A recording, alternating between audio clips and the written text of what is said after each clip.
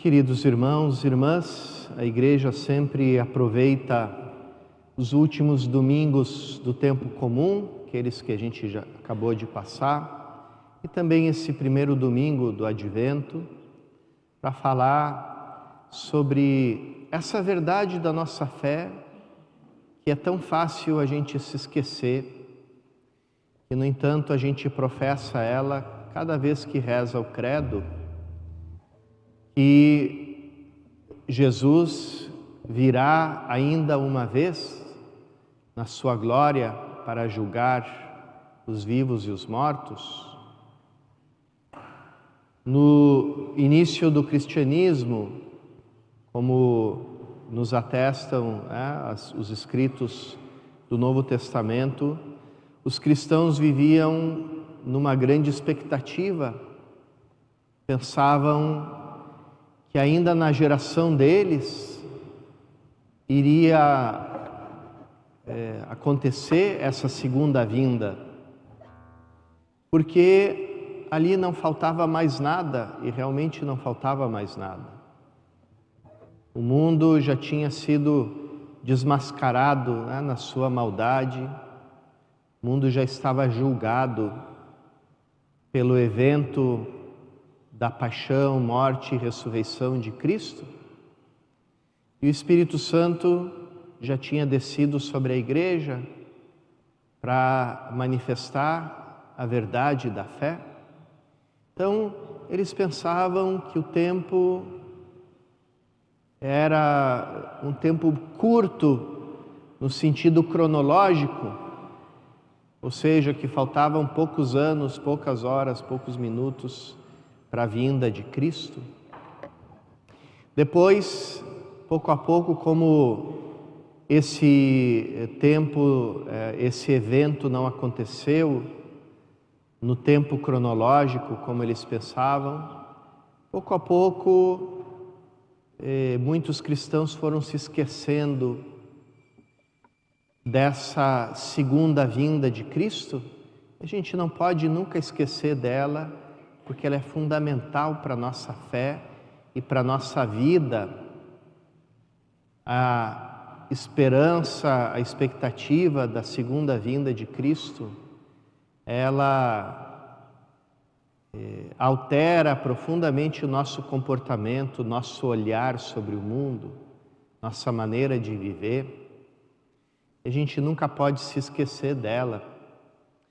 Lá na minha cidade de Porto Alegre, existe, vocês não têm a experiência disso aqui em Vitória, existe uma comunidade judaica muito numerosa, existe um bairro inteiro de Porto Alegre que é habitado pelos judeus, pela comunidade israelita. Existe o colégio israelita, existe a sinagoga, e então os porto-alegrenses estão acostumados a viver, a conviver com os judeus, com a comunidade judaica. E um conhecido meu relatou isso.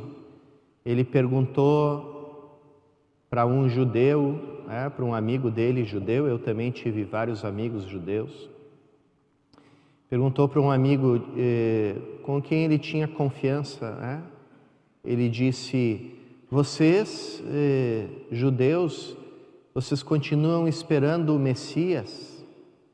O que vocês ainda estão esperando? Ou seja, o que vocês esperam ainda? Ficam ainda esperando a vinda do Messias? E esse amigo judeu dele, com a sabedoria própria dos nossos irmãos mais velhos, que são os judeus, disse assim: espera aí, mas vocês cristãos também estão esperando o Messias. Vocês já esqueceram disso?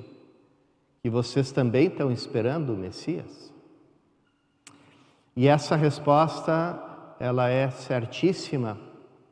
Existe um documento da Igreja que diz justamente isso. A espera dos judeus pelo Messias, ela não é uma espera em vão, De fato, nós também estamos esperando o Messias junto com eles. E esse é um ponto de comunhão que nós temos com os nossos irmãos judeus, porque eles esperam o Messias e eles nos lembram que nós também estamos esperando o Messias.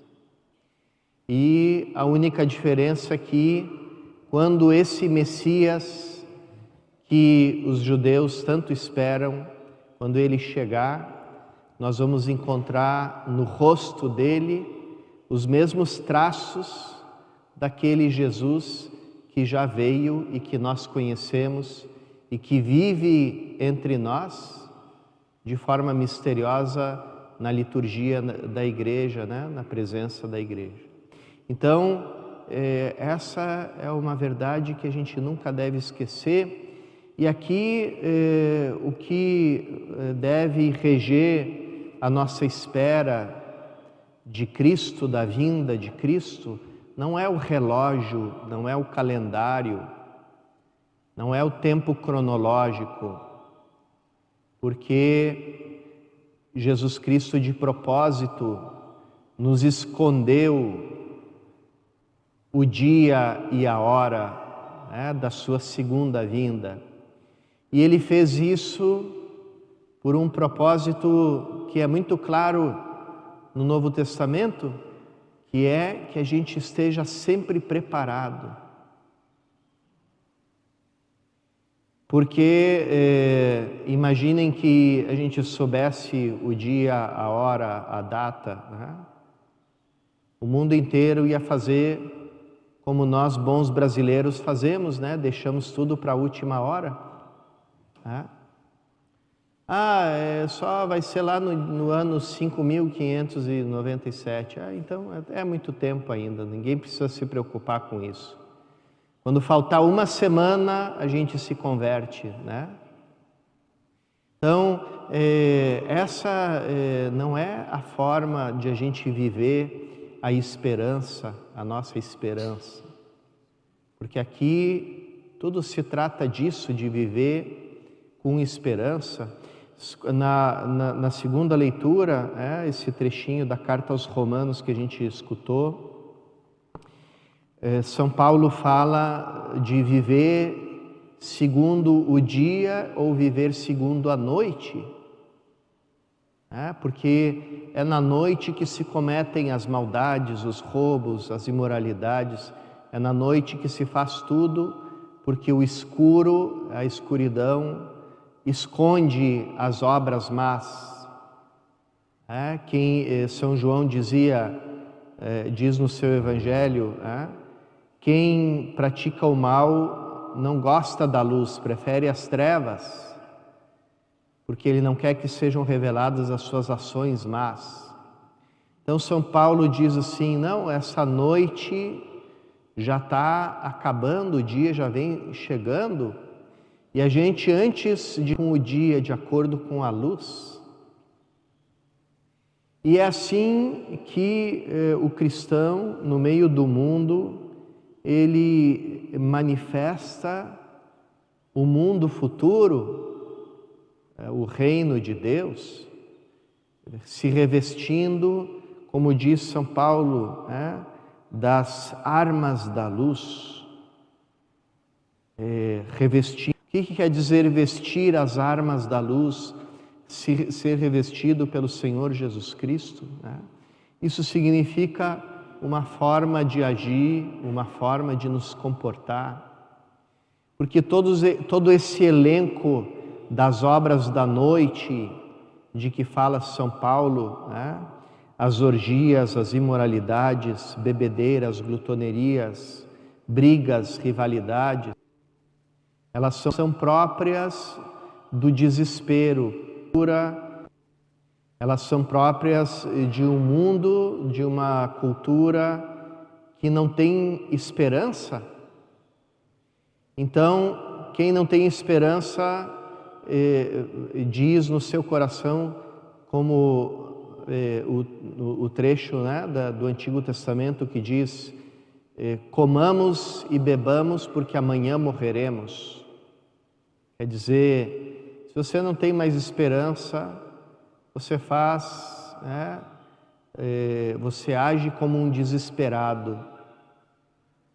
E o próprio do desesperado é a falta de moderação. Quando você vê, eu vi na rua uma pessoa desesperada. Como é que você sabia que a pessoa está desesperada? Porque a pessoa grita, porque ela derruba tudo, porque ela xinga todo mundo, porque ela se atira no chão, porque ela esperneia, porque ela arranca os cabelos, ela faz as ações de uma pessoa louca, de uma pessoa que perdeu a razão. Então, o agir sem esperança é igual ao agir sem razão, agir de forma irracional, de forma louca, de forma sem sobriedade. Então, o cristão, ele é aquele que no meio de um mundo regido pelo desespero existencial, pela falta de esperança, é aquele que sabe agir de forma sóbria. E é justamente a sua sobriedade que dá testemunho da sua esperança. Jesus fala isso tão claro, aquela imagem do servo que não sabe a que horas vem o patrão, que o patrão começa a demorar e o que o servo faz?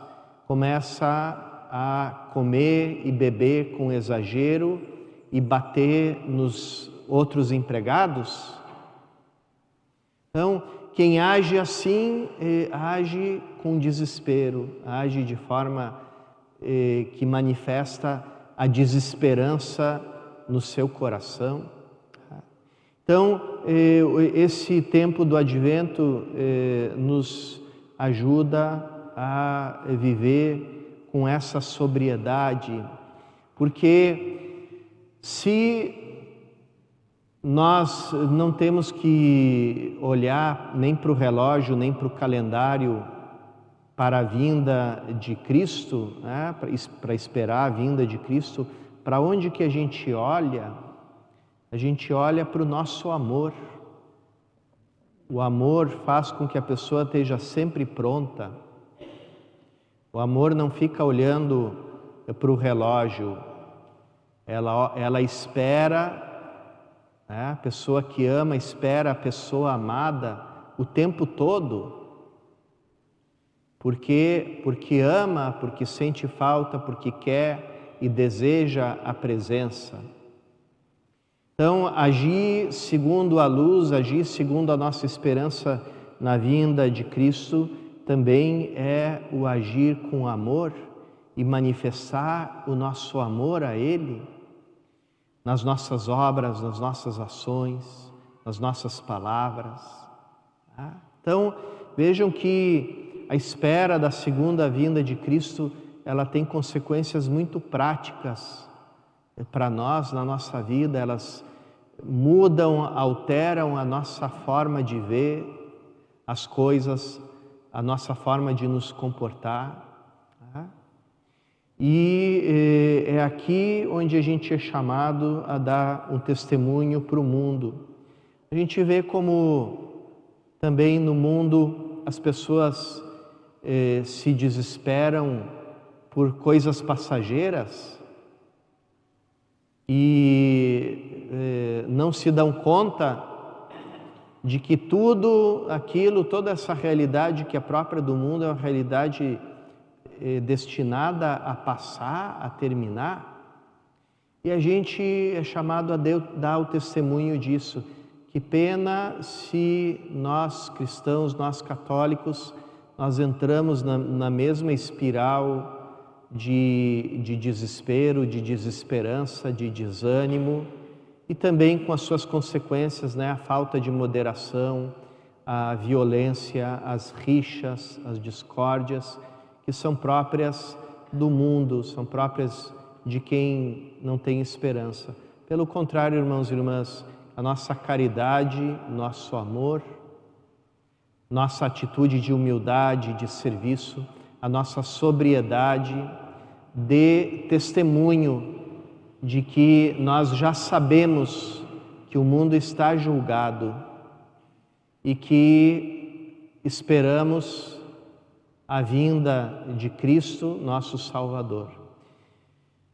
E a Santa Eucaristia, irmãos e irmãs, que antecipa para nós e nos faz ter a experiência do banquete definitivo do Reino de Deus, nos dê força para a gente continuar a nossa caminhada na esperança e esperar muito contemplar esse rosto do Messias que vem, que tem os mesmos traços desse Jesus que já veio na história e que vive entre nós pela liturgia.